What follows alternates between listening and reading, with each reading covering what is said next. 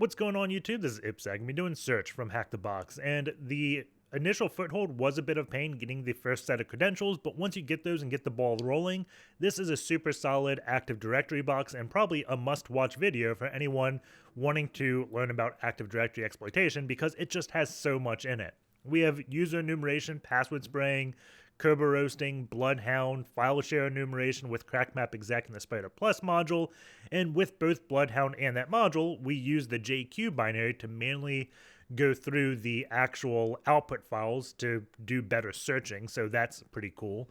We have group managed service accounts, a bunch of Powershell usage, a bit of AV Evasion with Nishang to get a reverse shell through Powershell. There's certificate cracking in this box. There's just a lot. So with that being said, let's get going. As always, we start off with an nmap, so -sc for default scripts, sv enumerate versions, oa output all formats, put in the nmap directory and call it search, and then the IP address of 10.10.11.129. This can take some time to run, so I've already ran it. Looking at the results, we have 13 ports open. I figured it out so quickly because I know there's 1,000 total ports, so 987, there's a 13 difference. So since there's 13 ports, I'm not going to go over every one. We do see DNS is on 53, and then the next port is HTTP on 80, telling us it's a Windows server. Generally, whenever I see DNS on Windows, I scroll down and look over if there's an LDAP server that confirms this is Microsoft Windows Active Directory. We also have HTTPS on 443, which is leaking a hostname of research. But generally, whenever I have a Windows server, the way I pull hostname is through CrackMapExec, so I just do @CME SMB 10.10.11.129, and this will also give us a hostname. And this one is also saying the name is research and the domain is search.htb. So I don't know if search.htb is here. It's probably in the LDAP. Looks like it is, telling us that. So let's go and edit our host file. So sudo vi etc host. And we can add 10.10.11.129. I'm going to add search.htb, then research.search.htb, and then also just research. So now we have all the hosts there. And looking through the other ports, this is all a bunch of LDAP-y stuff, like secured LDAP, regular LDAP, global catalog, things like that of Active Directory that we don't really care about that much. I always like starting with web servers, so I'm going to do 10.10.11.129, and I'm going to see what we have. I'm also going to do like research.search.htb to see if it's a different website. This is doing the same exact thing. It was also on SSL, so let's make sure this is the same web page. So accept this, cert, and continue. And it's looking like there's no like virtual host funkiness going on. It's just one single page. Okay, it scared me because the title was just testing IIS, and I was like, wait a second. They just forgot to update the title. So looking at this, we do have research working to identify your business. And the main thing I look for when starting like an Active Directory challenge, at least what I assume this is going to be, is a bunch of usernames because I want to convert these into potential, like we can do a bunch of username enumeration. That's what I meant, like was trying to get at. So I'm going to copy all this, users.text, paste it in, and then we're probably going to have to filter out a few of these words. So if I grep-v for image and manager, what are we left with? Just names. So grep period to get rid of those line breaks. And I always move it to just a blank out file, then rewrite it, because if I directed this to the file I initially catted, it would just delete the file and I'd lose it. So have it to me just to read to just some random one character thing and then move it afterwards. So usernames typically don't like spaces. So what I'm going to do is we can sed search for space and replace it with a period. Okay. And same thing. And then we probably want to do first initial of the name and last name. And there's probably a program that does this for me. I'm sure if you look at ipsec.rocks, something will come out, but I'm just going to quickly do this. And let's see. There we go. So we have that. We could potentially just do the last name as well. So just duplicate this, and if we wanted to do just the first name, let's grab that. And let's see. If I search for period, escape period, there we go. Oh no, undo that one. So now we have a pretty big username file, right? So I can go to a program called Kerbrute, and there's probably a way to do this in other programs, but I just love Kerbrute and always use it. So if I grab this, and there's going to be one gotcha that I'm not sure if it's going to affect me or not, because we're going into Kerberos, it's going to be the time of my box. Whenever you do anything with Kerberos, you have to have a synced up time to the Active Directory server. I think if it's like 5 minutes out of sync, then bad things happen. So if I don't get a hit, that doesn't mean it doesn't exist. It means my clock skew could be wrong.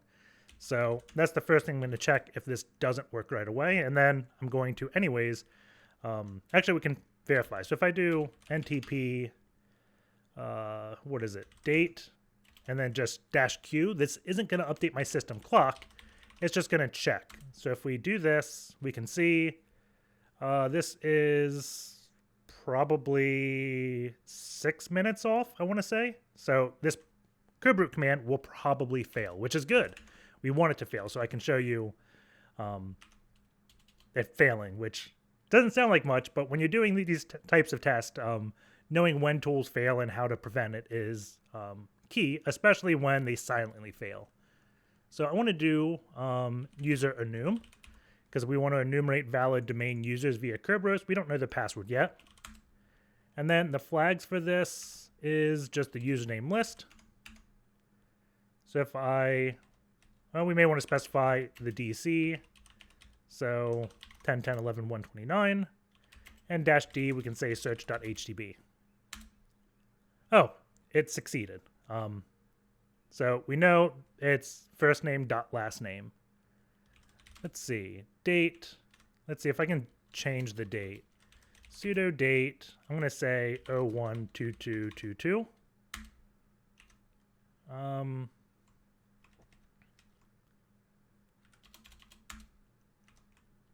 How do I set? There we go. So now if I want a date, it's way back in time. So let's run this Kerbrute command again, and it still worked.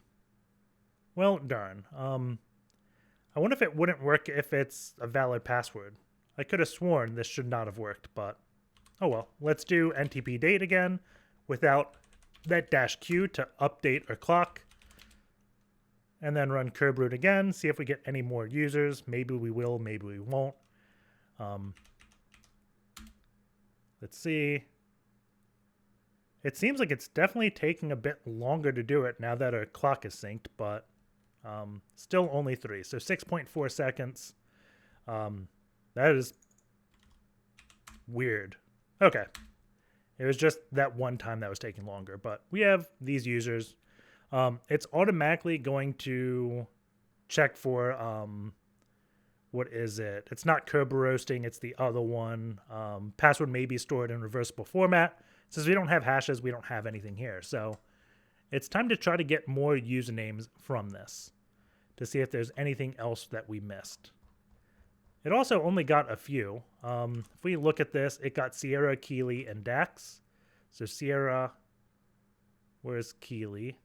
Keeley, and Dax. It got the first 3. But Kyla Stewart it did not get, or Chris Stewart.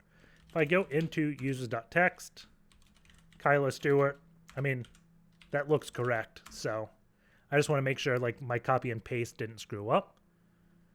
And if we look through everything, everything looks standard. This is one part of the box I did not like. If we look at this image closely, we can get a different username from this. So send password to Hope.Sharp. And it says the password here is isolation is key ? So let's add Hope.Sharp to this list. And I know this part of the box, probably not the greatest, but stick with it. This rest of this box is amazing. So we can see Hope.Sharp is a valid user. And then if we switch the mode to, what is it, password spray? Let's see. Yep, password spray.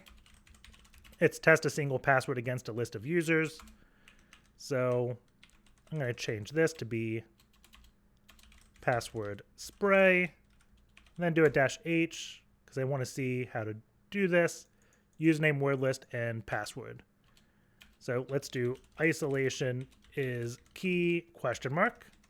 That is what was on that image. And we get a valid login for Hope.Sharp. And I got the password from right there. So I want to try one thing real quick. Sudo date. Now we're completely out of sync again. We do this, and we're not getting a success. So I guess user enumeration does work, but password enumeration when you do Kerberoast will not if your date is not set and it's not giving you a clear error message. So that is one thing to keep in mind when doing this type of enumeration. And that's where CTFs definitely help because you learn about all these gotchas. Come on. It's taking a second. There we go. So the very first thing I do whenever I get a user is probably pass it over to like CrackMapExec. So we can do CME, SMB 10.10.11.129-U, Hope.Sharp-P, because I want to see if I can log in with this user. So if we do this, we forgot, oh no, we did SMB. So this will probably tell us that we made a typo in the username. There we go. Fix that up. And we get a login, but it doesn't say pwned, so we can't use that. Well, we can't like psexec'd. The next thing I check is WinRM for Windows remoting to see if this user can do that. And then the second thing I'm going to do once, it's weird, CME-H, was it WinRM? It is. I'm not sure why it didn't output anything, but I'm guessing that means she could not WinRM. I was really expecting it to at least output it failed. Maybe we need domain. What is it? Search.htb. If this doesn't work, I'm just going to move on because I'm not sure what went wrong here, which happens quite often. So not sure there, but the next thing I generally do is go to Bloodhound. And whenever I do anything in Bloodhound, at least for CTFs, I find myself re-downloading everything because it gets updated so often and all the updates are always good. I just found it easier to just update it when I need it. So the first thing I'm getting is Python scripts, and this is going to allow us to run Bloodhound from our Linux box. So Python 3, Bloodhound.py, and you could probably pip install it, but the easiest way to always guarantee you have the latest is just getting it from GitHub. So Python 3, Bloodhound.py, -u, Hope.Sharp-p, isolation is key, -d, search.local, -dc, 10.10.11.120. Actually, it's not DC, it's NS for name server. And then -c, all for collection all. And I think this is everything I need for Bloodhound. -ns, maybe it's one dash. There we go. It looks like Bloodhound is running. And it's not. Let's see. So we did -c collection method, username, password, -ns name server, -d for domain. I don't think we need DC. Oh, we have search.local. It's search.htb. There we go, but it's missing digestmod. Let's try Python 3.9. Python 3.8. Okay, sudo python 3 setup install and hope this fixes that.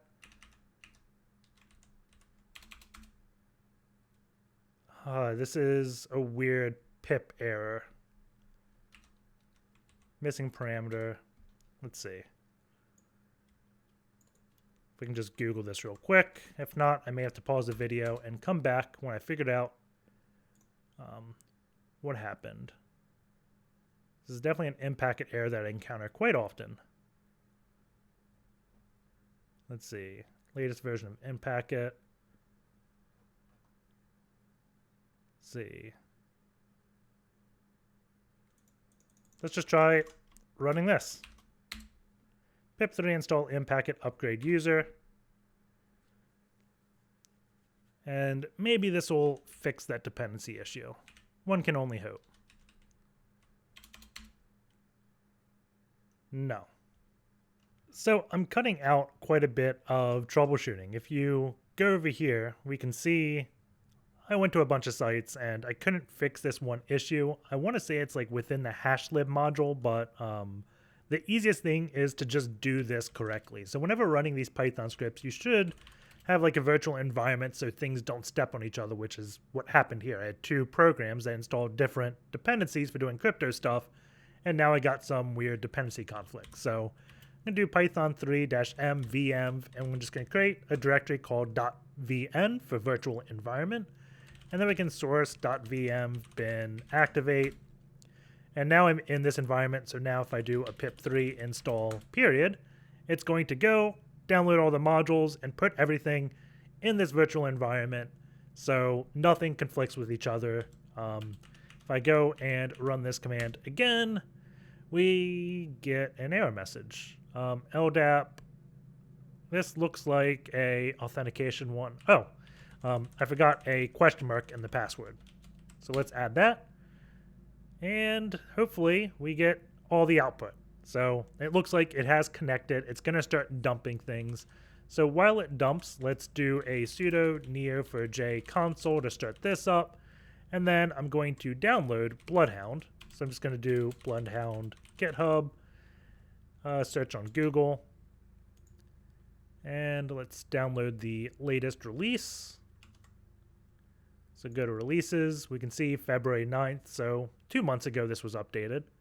The whole reason, again, that I like doing this is if we do it on an outdated version, it's just going to like error silently when uploading the files. And I always end up spending more time troubleshooting than I care to admit. So now I just always, whenever I download a new Python ingestor, I download a new copy of Bloodhound to make sure they are both on the latest. And that also goes for the .NET ingestor as well. But on CTFs, I tend to download the Python ingestors much more because I'm not on a Windows machine. So we are now logged into Bloodhound, and I can upload data. And let's go bloodhound.py and upload all these JSONs. So I'm skipping this user. This one has 0 bytes. I'm not sure why, but these do, and this has a user with data. And it's trying to upload. There we go. Uploaded them all. Clear finish to make sure there's nothing else. And then we can just do a quick query like find all domain admins to verify we have data. There's a administrator. I see the diamond there, so it's high value. This one is not marked high value. I'm just going to mark it as high value. And then we can look at like kerberoastable accounts. We have KRBTGT and then this web service. So this one, we can probably own it. I'm going to use npacket to dump this. So we run GetUserSPNs, and then I'm looking at the syntax because I can't always remember it. It looks like target and domain/username : password.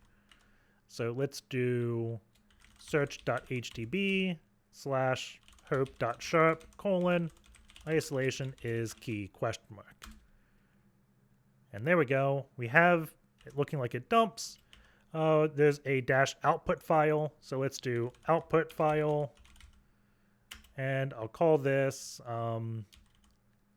kerberoast. And we cat this, and we do get a hash. So let's go over to the Kraken. And I just don't like cracking on the machine I do recording from, and it's also a VM, so this is a bit easier. So I'm going to do vi hashes, and I'm going to call this search. Paste this in, and we can do hashcat. I think it's .bin actually. There we go. and opt word list rock-u.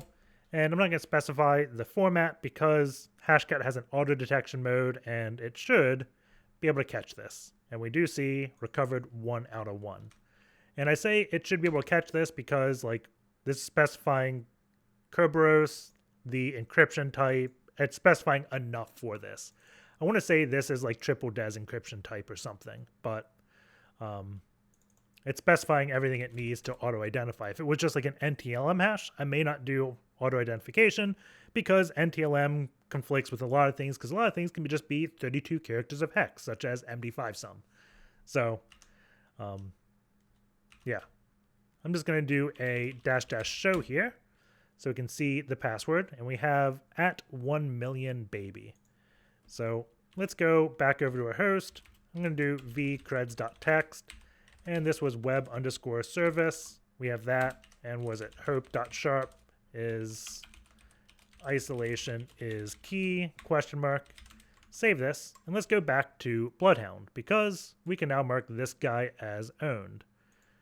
So let's go back to analysis, and we can do shortest path from owned principals, and we get nothing. I'm going to add Hope.Sharp. Like maybe this was just a rabbit hole. We should always enumerate all paths and mark Hope as owned. And shortest path to domain admin from owned principals, still nothing. Let's try shortest path from domain users to high value targets. Nothing. Let's see, if we right click, shortest paths 2 here, there's nothing we can really do there. We could try more password spraying.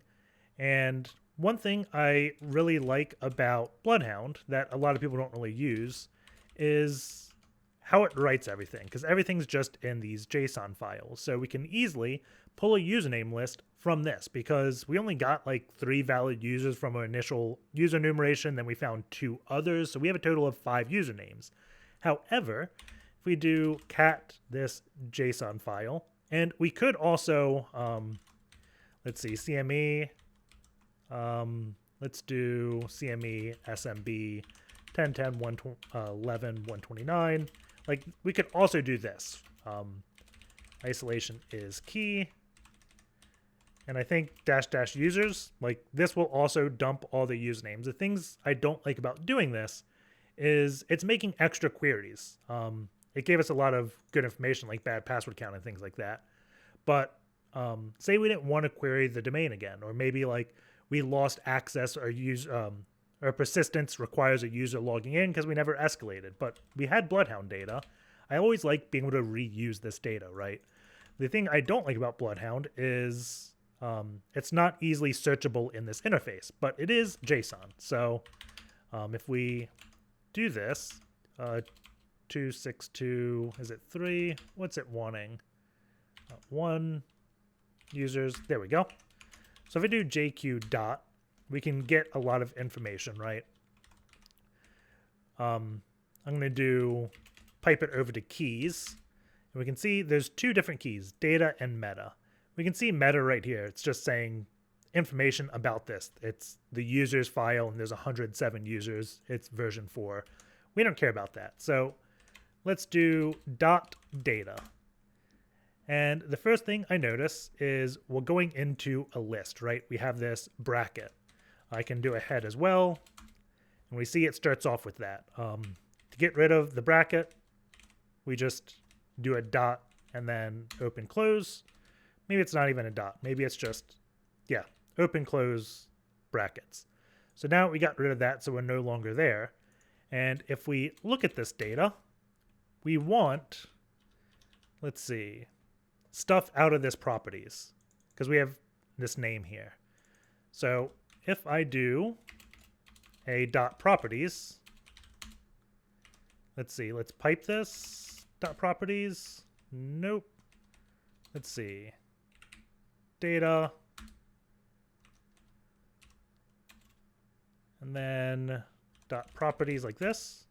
Null. Is a capital P. Is that what I'm missing? Yep, it is case sensitive, remember. So now we have everything. We could just grep for name here. Maybe name : probably a capital N. Or wait, it's a single quote. Like, there we go. Like, we could get usernames this way, but this is pretty messy, right? And we lose a lot of ability to do this. One thing about JQ, we know it, we could do name like this, but if we really wanted to, we could get a bit more fancy and say select, and then there is a field here called enabled. And if we want to get everyone that is enabled, so select enabled is equal to true. Does this work? Select dot enabled. And this is going to give me all the users that are enabled. So now add dot name here.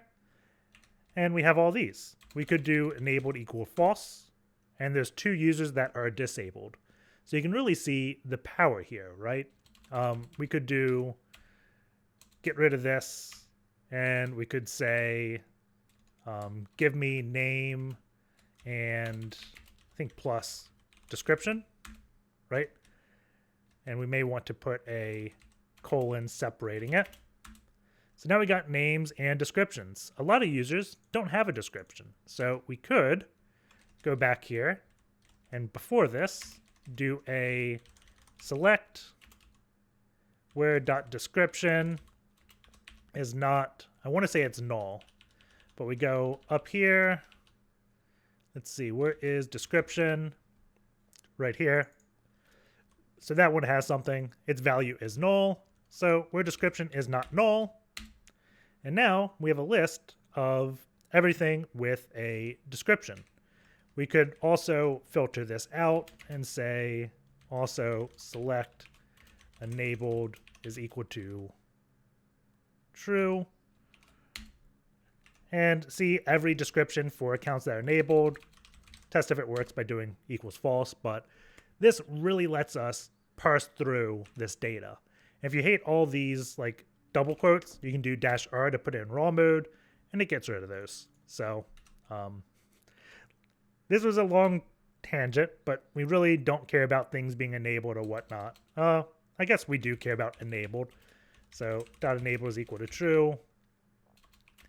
And then dot name, because all we want to do is see all the accounts. So there we have it. We can direct these to users.text. And I don't know if I want those at search.hdb. So let's just cat users.text awk field separator for at and print the first field to O, MVO to users.text. There. So let's move user.text up one directory. And now let's run kerberoast or kerbrute and password enum.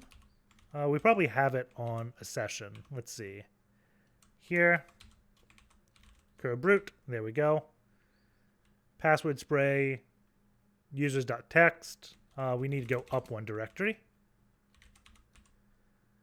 And instead of isolation is key, we want to do the other password, which I think was like at 1 million baby or something. Cat creds at 3. Let's see. Yep. I'm just going to copy and paste this because I'm not positive that is an O or a 0. But copy and paste doesn't fail me. And we get another valid login, edgar.jacobs. So if we try him, let's see, edgar.jacobs in here. So go here. Let's mark him as owned. What is it? Mark user as owned. And analysis, shortest path from owned principals. Do we have anything? We don't. So we could go back and add this. So v creds.this. Let's just yank this and do edgar.jacobs. And I'm also going to split this file now. So let's cat this, awk-f, semicolon, print 1 to valid user.text. And then let's get the 2 to valid pw.text. Okay. We can do CME SMB -u valid users -p valid passwords, and then let's do a -h real quick because it's a brute option we want, not readbrute, no brute force. So what this is going to do is try each line of the file that like sequentially go through both. So it's going to take the first line of users.text or valid users.text and use it against the first line of valid passwords, the second line, and go through the file that way. So no brute. And there's also, I think, continue on success. So we're not going to stop once we succeed. And what this is going to do is tell me if we have any shells on the box. And doesn't look like we do. We can try winrm, but maybe like port 5985 and 5986 is closed, and that's why it's doing this. nmap -open 10.10.11.129 -p 5985 or 5986. We can do it either way. Doesn't matter. We can add a -n to speed this up so it doesn't do DNS resolution. And those ports are not open. We can check 80 as well. It should show 80 open. So that's why a winrm is not working. We're at pretty much a standstill here, right? We got yet another user, but that user doesn't get us anything in Bloodhound. So the next thing I'd probably do is start looking through share drives. And to do that, I would use CrackMapExec, and I'd use the Spider Plus module. And the old me probably would use tools like SMBmap, things like that, but I've really liked using CrackMapExec for everything because it's a bit more scalable. And I thought if I specified it with 3 users, it would dump it on 3 things, but that doesn't look like the case, so I guess let's just try the latest user. And as I say, it's scalable. I run into an issue, right? But I'm sure MPGN is going to watch this video and then fix it for me so it works the next time I try to do something like this. But let's copy and paste this password and run this. And it should hopefully get something, and it still fails. ls temp cme spider plus. Did it write it? 10.10.11. If I cat it, it's an empty file. Let's see. Let's take off these no brute force options and continue on success. And maybe that will fix it. See, it's starting in, and it looks like it is taking a little bit longer, so I'm assuming this is going to work. I'm going to Control-C it. I'm just going to run the time so you guys can see how long this took me to run it. But I'm going to pause the video while this runs because it can take, like, I think 45 seconds to a minute. But if it's a huge, like, actual environment, it can take a very long time for this thing to run because it goes through each directory to list some files. Okay, the command has took about 1 minute and 20 seconds, and it gives us this wonderful output that a lot of people don't like. I didn't used to like it until I learned JQ, and it's really powerful. It gives us the file timestamp, so you could do a bunch of queries here to show me recently modified files. But the main thing we want to do is just show all the file names. If I do JQ dot and we say show me all the keys here, we can see the shares that are open. But if we wanted to, we could go up 1, show keys, and we have a list of all the files. And I don't like doing it this way because we don't get the actual share name up here, right?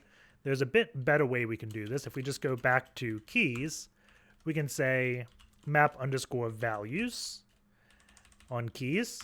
And now it doesn't traverse this. So the issue was it kept going down every key, showing all these times, so it's a bit messy. Like each file is taking up 6 lines. This fixes that, and if we go, we can see the directory names, right?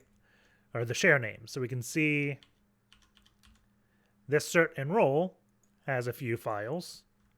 IPC, this redirected folders, and then this dollar means it's a hidden directory. It looks like it's going to be like a user's home folder, so it's like redirecting their user folder somewhere. So this is to allow like roaming profiles. So anywhere they log in, since their desktop, documents, downloads, things like that is a share file, it can just make sure those files exist for them on any computer they log into. And I'm a bit curious why we can see Sierra. We can get her. There's multiple user.txt for Sierra. Can we actually see her files and access it? We also see phishing attempt.xlsx. And then the help desk thing is empty, but this is interesting. I'm going to take a look at Sierra's to see if we can access it. So let's go back to the CME command. SMB, there we go. I'm going to do SMBClient. Let's first make a directory SMB for the files we download. And then SMBClient -u edgar.jacobs-p. See if we have access to this. I don't think it's -p in SMBClient, and this is definitely a -U. 10.10.11.129. It was redirected folders, I want to say. Put in his password, do a dir, and I'm going to go into Sierra.Frye. Do I have access to download user.txt from her? Access denied. So I can go into a directory, but I can't download files. What's in her documents? Nothing. So if I do dir, we can, let's go to edgar.jacobs, which is my user, dir desktop, dir documents. Oh. Apparently, it doesn't go in and get files. I have to, I wonder if I did dir desktop /. There we go. If I don't do a trailing slash, it just does that, which is annoying. But inside of desktop, there's this phishing attempt.xlsx, which is a Excel file. So I can download this, and then if we use like LibreOffice to open it, let's see. LibreOffice will attempt to recover the state. Discard. Is that like a artifact? Okay. So we have the file here. We see columns A, B, D. And if I try to view or move it over, we have protected cells cannot be modified. So this is a pretty bad protection by Excel. If we close out of this, we can unzip the whole document.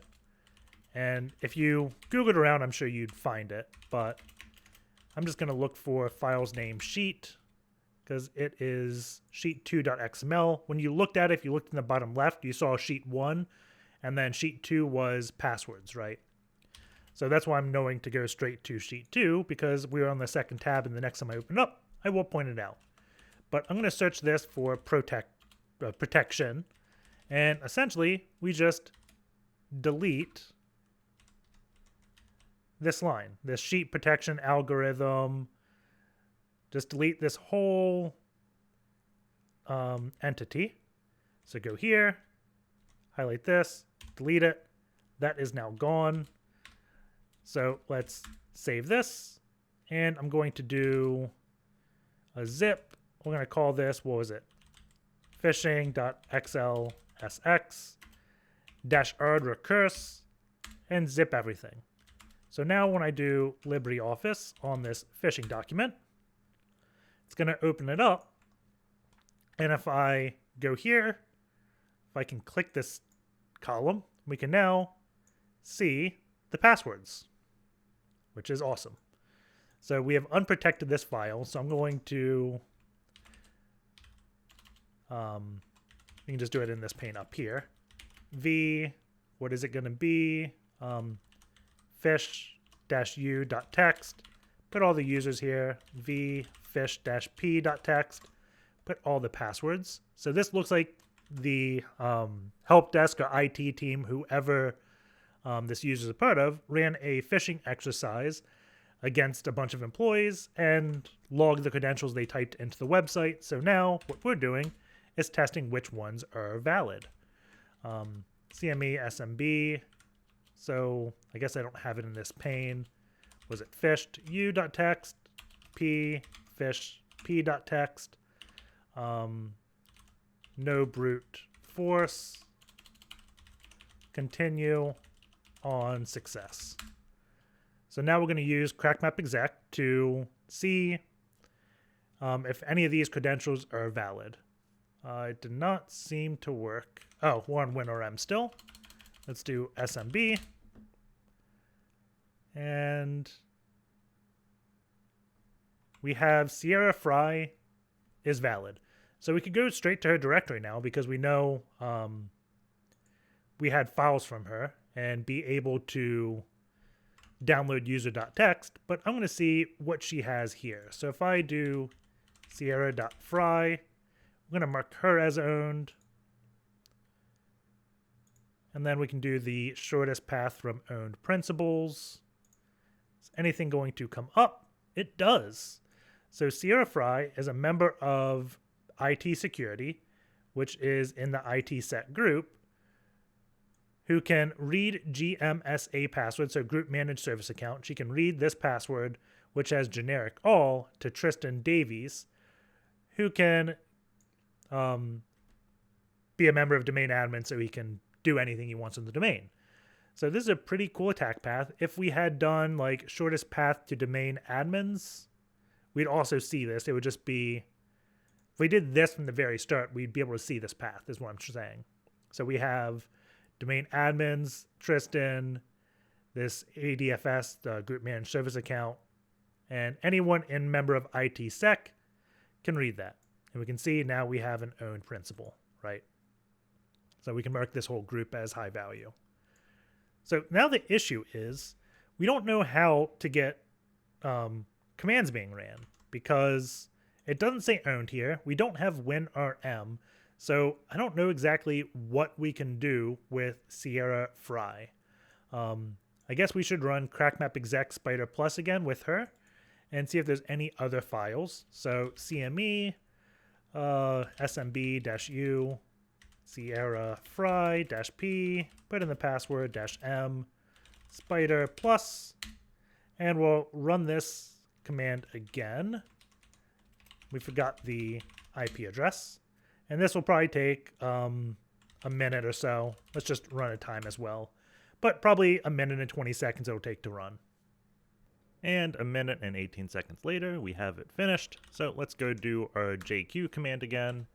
And we have to, let's see, is it keys? Like that. And then map values. I think we get rid of this bracket, and we can see what's different here. We probably should have like put these in separate files because Spider Plus always goes like temp CME Spider Plus and then the IP. I wish it did like IP-username because then we could just like do a diff on these JSONs and find what files are new.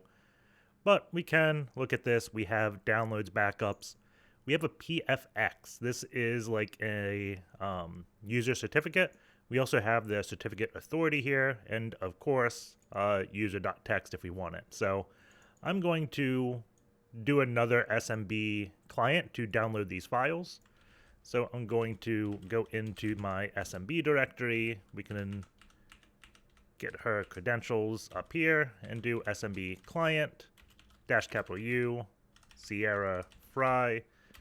And then, let's see, it's 10.10.11.129. I want to say it was restricted folders, or maybe redirected folders. That's it. redirected folders. And then we can put her password in. Copy this.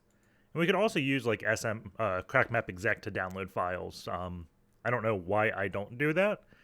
I guess when it comes to navigating the file system and downloading files, I like just doing SMBClient because it makes it easier to download exactly what you want. I want to say CrackMapExec, if you look at it, it has like a regular expression, so you can download multiple files with one command, which probably is better, but I guess this is just easier. So I went into the downloads backups directory, and we can download the certificates. And if we really wanted to, we could go into, I think desktop is where user.txt is, and download that. It's Get. There we go. And if I cat user.txt now, we do have it. But the main thing we want is this, PFX file. If I less it, it's probably going to just be a big blob. We can try to import that into Firefox. So let's go search for certificates, your certificates, import. And if we go HTTP, and this box is called search, SMB, and staff.pfx, it wants a password. So we have to probably crack this because I tried the password and it doesn't work. So let's copy this over to the Kraken. And I want to say John the Ripper has a mode to crack this. When I did it, I used a program. I think it's PKCS12 crack. But let's see, PKCS12 crack.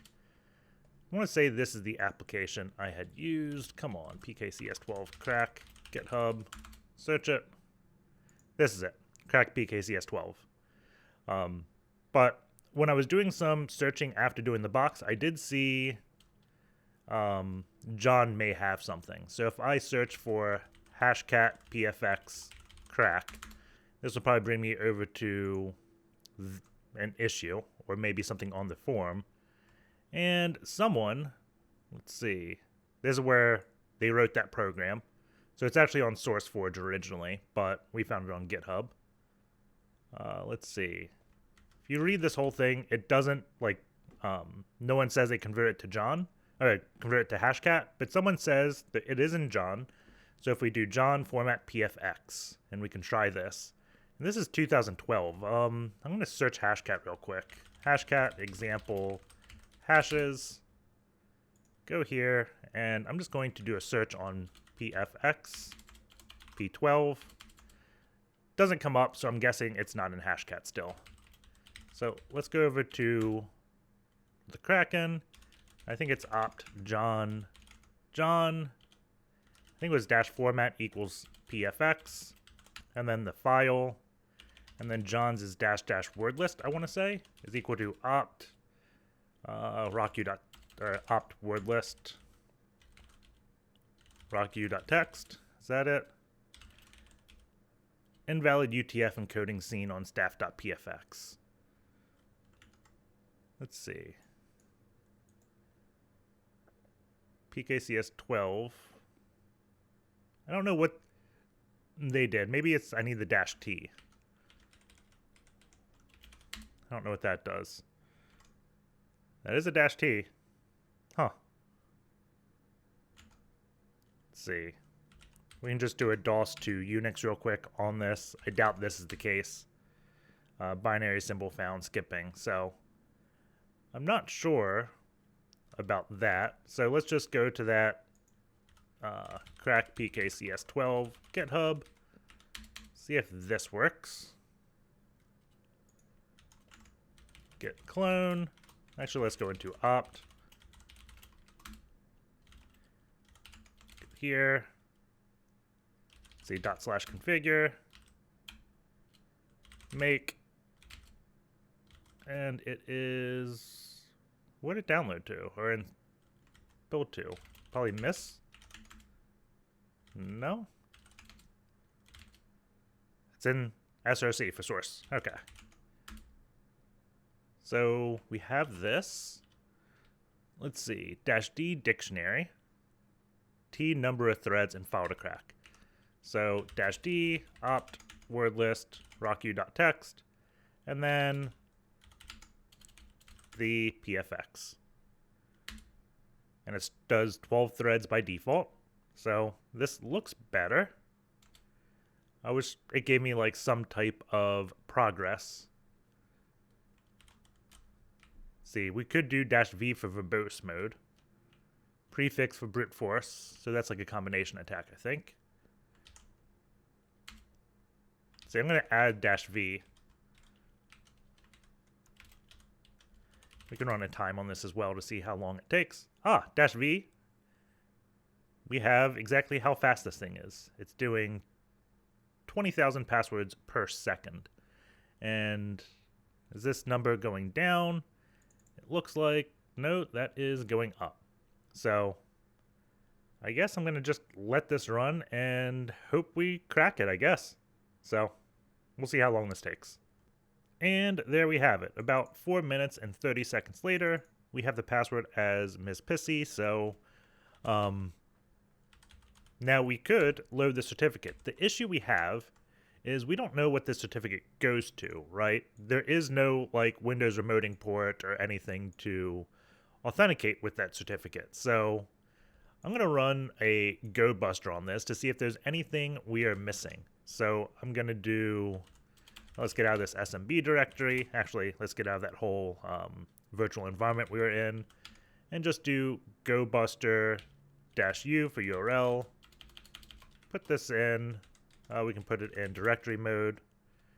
And then word list opt sec list discovery web content raf small words.txt.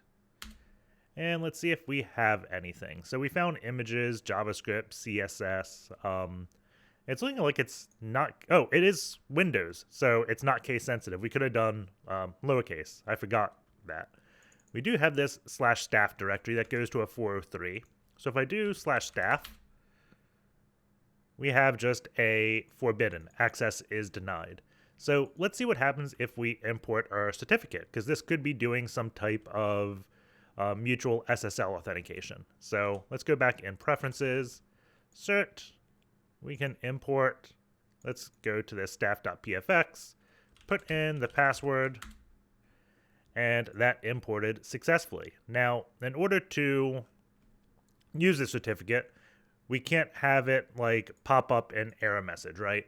Of like certificate. So if I went now to this /staff, we can remember this, and maybe it's gonna work. I thought we needed to import the actual CA, but apparently we don't. Sometimes you would also need to import a certificate authority. So if we went and view certificates, we can do authorities, import. I want to say there was a P12 file, right? This, if we import this, did that import? I don't know where it is. Global sign. This is weird. Assuming that imported somewhere, but maybe it didn't. I'm used to it like popping up a box saying, do you want this to be able to verify sites or users, right? And there it is, I think. Right here. So if we edit trust, we could say this web certificate can identify websites. I want to say that's exactly what we imported. Search, research, CA. Yeah, this is it. This has to be it, right? Fingerprints. I wish I knew how to get a fingerprint of a P12 file. Let's see. Because that is not just in this, right? Yeah, this is a binary file. So open SSL dump P12 file. And I bet if I double clicked it, I could also get it. But I like doing it through this. OpenSSL PKCS info. Maybe this? Let's try this. -n. Search P12. Put that password in.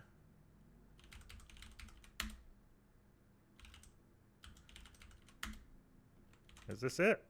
Search, research, CA. I was hoping to find a fingerprint.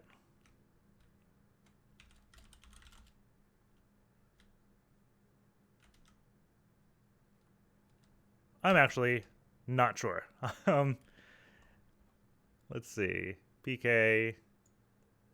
No des. Maybe? Get fingerprint. How to get SHA-1. So, do we do no des? Oh, dash fingerprint. So we pipe that, open SSL X509, no out fingerprint. Okay. Like this. Put in the password. I should put that on my clipboard. And here we have it. Here's the SHA-1 fingerprint, 62CD1A. So if we wanted to verify that, we can. So 62CD1A3D. So that's there.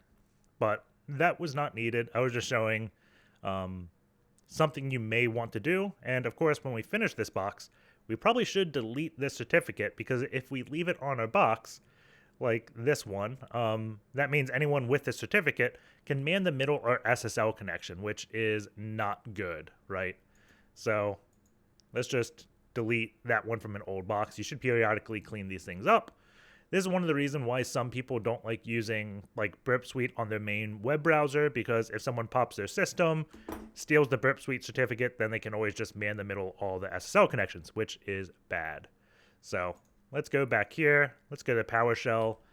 We can log in with Sierra.Frye. I think I spelled that correctly. Let's hope. I think we did up here. No, well, there we go. And put this password in. That is a weird password. It looks like something out of like an XKCD password generator. Computer name. Okay. And let's see. What is this? We can do search.htb. It's probably research.search.htb. I don't know if that exactly matters. Let's log in and see if we get anything. Awesome. We have PowerShell web access. So here we have a remote like command thing. We can do who am I? And if I went back here to this Bloodhound, we are Sierra.Frye right here. We're a member of this IT-sec group, which we marked as high privilege because it can read group managed service account password of this account, right? We can go to abuse info. It's using password reader. I don't think we have to use this application, right? We can just do straight in PowerShell, right? So BIR ADFS GMSA. So if I do Get-AD-Account, I think that's the snippet. BIR ADFS GMSA. Let's see. Get-AD user account. Let's see. Get user. Is it Get-AD user? There we go. Nope. Cannot find object. That's better. BIR ADFS. Let's see. Let's mark him as high value. I don't know why I did that. We end this. We can copy and paste this. It may end in a $sign. Most group managed service accounts do that. Can't find object. Huh. Where's SAM account name? When created, group memberships.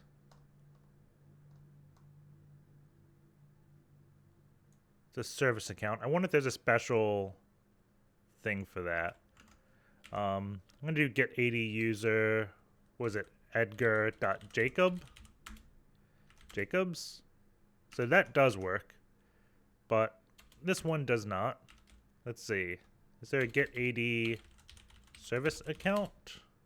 Okay, that's the snippet. And we don't see the password here, but since we can read it, I bet if we do like dash properties star to select everything, we can get everything. And this dumps every attribute. And I want to say the password is one of these. It starts with MS. So managed service interval days. So every 3,650 days, this account password changes.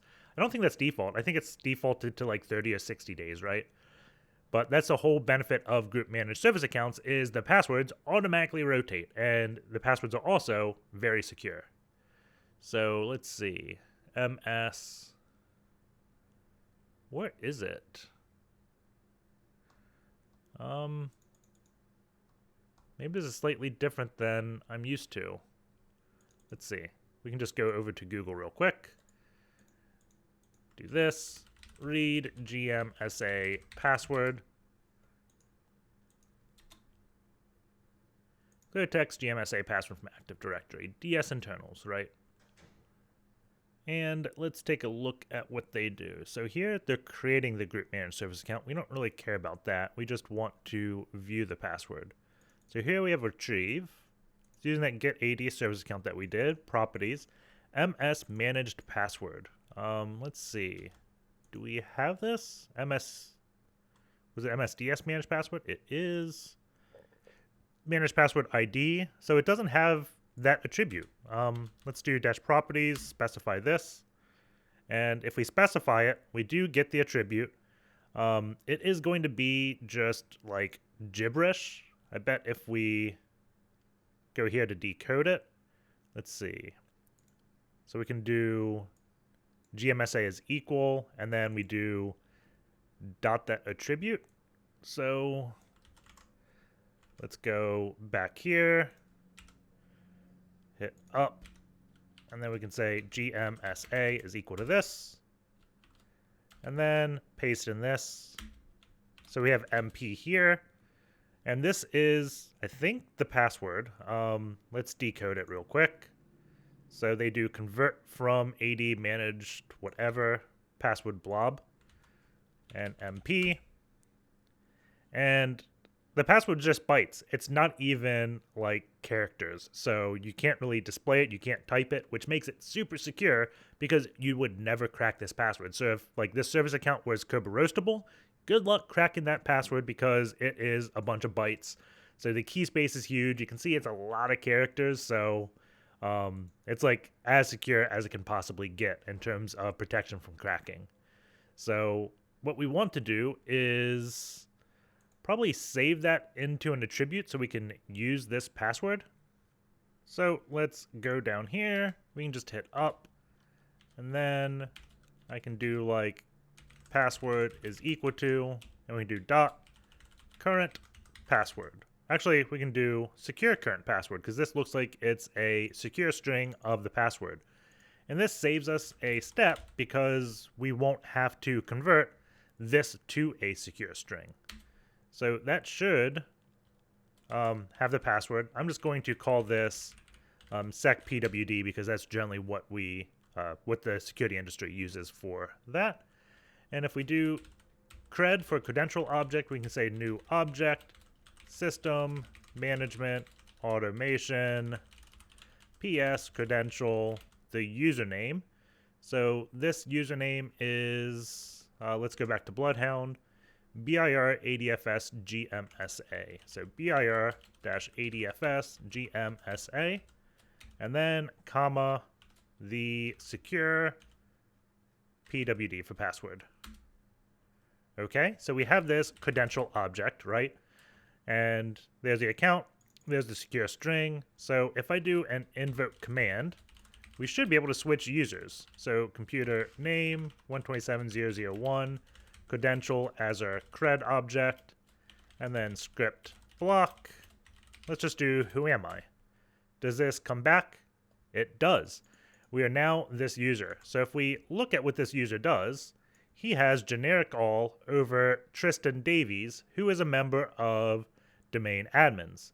So I bet if we just change his password, so let's go back up here, we can say net user Tristan.Davies, we'll call it pat like this, And that command completed successfully. So we probably could go back here. If we go /staff, let's see if we can just authenticate as him and do it the easy way. We may not be able to because there's a chance that Microsoft's checking the certificate and comparing the name because we're using a certificate of Sierra.Frye. So if it does any type of comparison there, this won't work, but I doubt it does. That doesn't happen too often. So let's just do this. And it was research.search.htb. And the reason why that doesn't happen too often is, so maybe we can't. Let's see. Let's just do this again real quick to make sure the password was correct. Maybe like the password reverted. Yeah, so we can't. So it is checking. A lot of third-party applications won't check that, but this is Microsoft, so I think they are. So we can't authenticate as a user we don't have the certificate with. That being said, we can change this. So if we do secure pwd is equal to convert to -secure string, and then the password of p@sswrd1 ! And you should never set a password to this in an actual environment, right? You should do something random. Don't introduce vulnerabilities. But I'm lazy in these videos. So now we can say, what is it? Tristan.Davies. And I'll call this cred2 because I don't want to, we'll call this cred Tristan. I don't want to overwrite that in case I have to redo this command. So I think that would be correct. We can go back to this invoke command, and instead of cred, we can do cred Tristan. And I just changed his password again. If we do who am I, we are now this user, so we could probably do dir:// users administrator desktop and get root.text this way. So root.text, and we can do type right here. And there we have it. Reverse shell, well, not a reverse shell, but we have a shell that can access that. If we wanted to do a reverse shell, we probably could. Let's do this script block thing. Let's go, just open a new pane. What is it? User local Nishang. Share Nishang. Locate Nishang. User share Nishang. Shells. And then let's copy invoke Powershell TCP oneline.ps1. Let's just copy it to HTTP search. And let's take a look at which one we want to use. I'm just going to use this one because it's less characters. And let's do 10, 10, 14, 8, 9001. And let's see if we can just copy and paste this. It may not work because of Defender, but who knows, right? Never know till you try. So copy this. Can we just paste this in? We can. Run it. Running. Come on. 10, 10, 14, 8. That is correct. 9001. And it's not. I wonder if there's a firewall rule. Right? That's possible. Let's see. Get stream. Script contains malicious content and has been blocked by AV. So it can't be that easy. Let's see. Invoke PowerShell. New object, sec. Let's see. Let's do %s. Let's rename every SM variable to please sub. Okay. We can keep that. Get stream. We can rename BT. So BT is equal to We'll do $ipsec. There we go. Now the next variable we have is a $D, so we can change that. So $D. I'll do this. Thank you for the sub. So I wonder if this now just changed the script enough. I think I normally change the top one. I don't think I normally change this bottom script of TCP one line. So I don't know how the signature of Defender works on this one.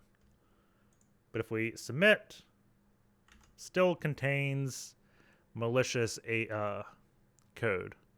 So what else can we change here? Please sub ipsec. Thank you for the sub. ASCII encoding. Let's just recopy cp user share Nishang shells invoke PowerShell TCP one line .ps1. Copy it here.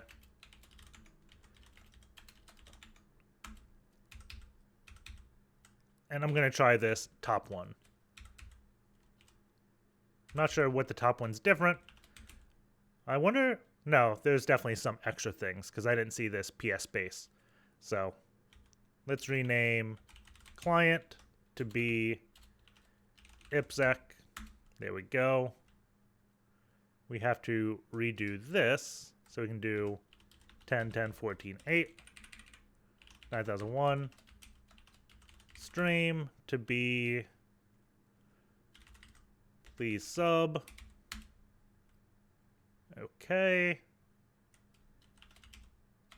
Data to be def not rev, or definitely not AV. Let's just do that. I was going to do like rev shell or something, but I could hit a different signature that way. There is send back, so let's redo send back. Send back to be D back for data back, right? Then this is doing an IX D back. Let's get rid of send byte. And this will be S data. And let's try this one. We changed variable names here. Maybe it's no longer malicious. NC LVNP 9001. It's running, and it has been blocked. So we have to change this a bit more. That's a shame. Let's see. Wonder if I can new OB. Does that work?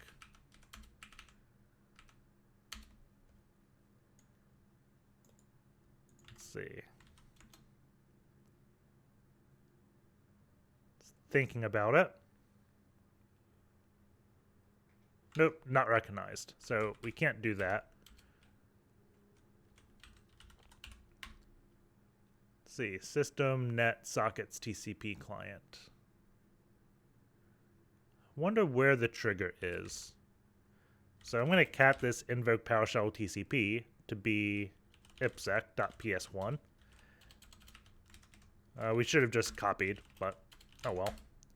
And what I'm going to do is delete each line. And when it works, we're not going to get the reverse shell. What we're doing here is finding out where the actual trigger is.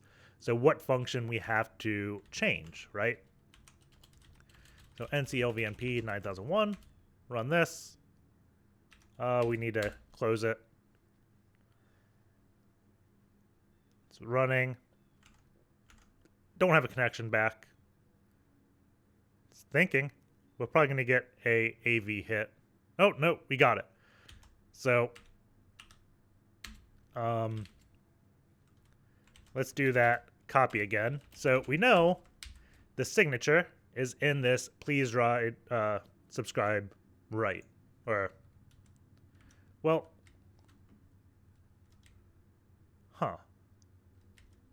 we changed that. Flush ipsec.close. I wonder if Defender's not flagging on this exact string and flagging on this calling something, right? Wonder if we just get rid of this. Does this fix it? So we got rid of the path a bit. Cat ipsec.ps1. Now this video is going to be longer than I expected because we're going for this reverse shell.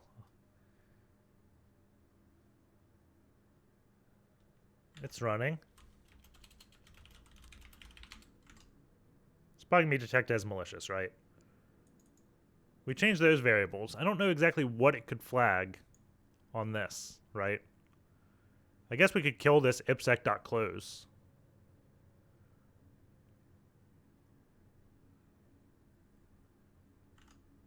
Oh, wait. dir? Hey, we got it. It was that space PS, right? So even though we had, let's see, we deleted something, right? That was new object. So we went up to here, and PowerShell did not flag it, right? We ended up deleting this, and then PowerShell no longer flagged it. The reason why it didn't flag here is probably like this never got called. So down here when it's doing this please sub.write, it was calling that one piece, and then I guess Defender may like detect it on the outbound and like, hey, the whole like path namespace caret is going to be a reverse shell probably. Let's flag that as malicious, right? So that actually worked. I did not expect that to work. But whenever coming up with AV, those are the types of things and the thought patterns I go through, right? Like, I saw this, I'm like, there's no way I can really change this, right? We could, like, drop bytes or something, but can't change that. But we can change what it's writing to the socket.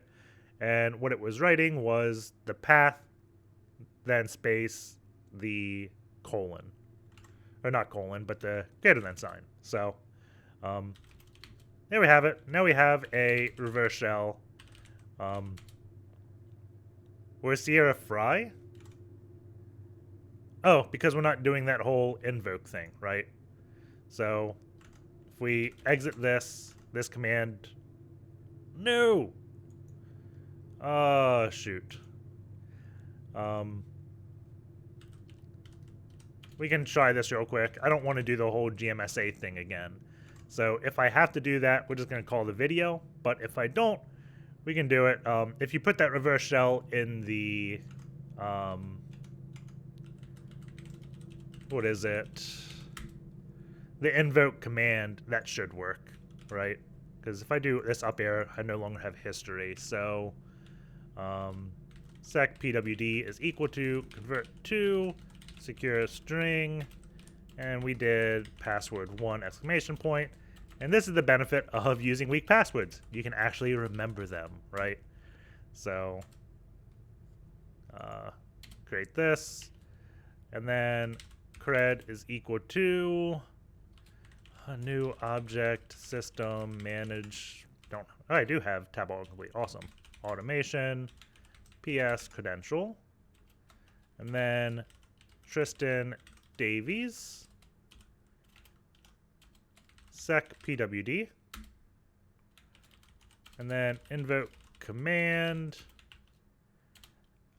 computer name 127.0.0.1 dash cred dash script block. Who am I? Does this still work? It does. So now let's go. Where am I?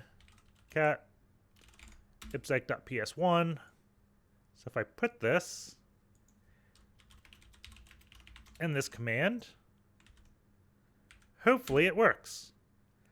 And Defender doesn't say, oh, now this is in this whole invoke command thing. This is malicious, right? But I don't think it will. Maybe it will. It's taking a while. I don't like that. This is the one where it has some of that deleted. There we go. Connection. So dir who am I? Tristan.Davies.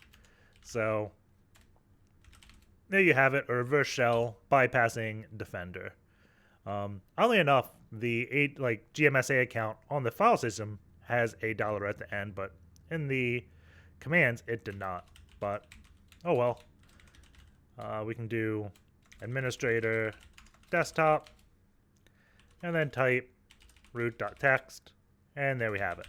So the one last thing I want to show is John the Ripper to crack that PFX hash, because I was talking with OXDF while I was recording this, and he said John was much faster, or he didn't even do the crack PKCS12. I was like, is this taking a while for you? He's like, no, it was quick. I used John. So I want to try that real quick. And the thing I was missing is there is a PFX to John script. Of course there is. I should have just guessed that. Whenever taking some type of format like a key pass file or something like that, there's probably a to John. If I just do like ls grep to John, I did not type grep, but you can see there's tons of scripts to put it to John, right? So let's do pfx to John staff. We can just direct this to staff.pfx.out, and then we can just do John.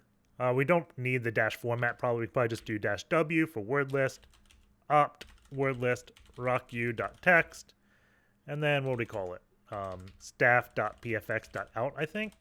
If we do time, we can see how long this takes. It has started cracking. I was hoping it would be done already, but I want to say the other one took like 4.5 minutes. So let's see how quick John does it, and then we'll call it a video. And John is done. We can see it took 39 seconds. So John went much quicker than that one program we had ran. We need to specify this. We can't do a word list with the -- show. I wish Hashcat and John didn't have that stipulation, but there we have it. It cracking the password. So hope you guys enjoyed the video. Take care, and we'll see you all next time.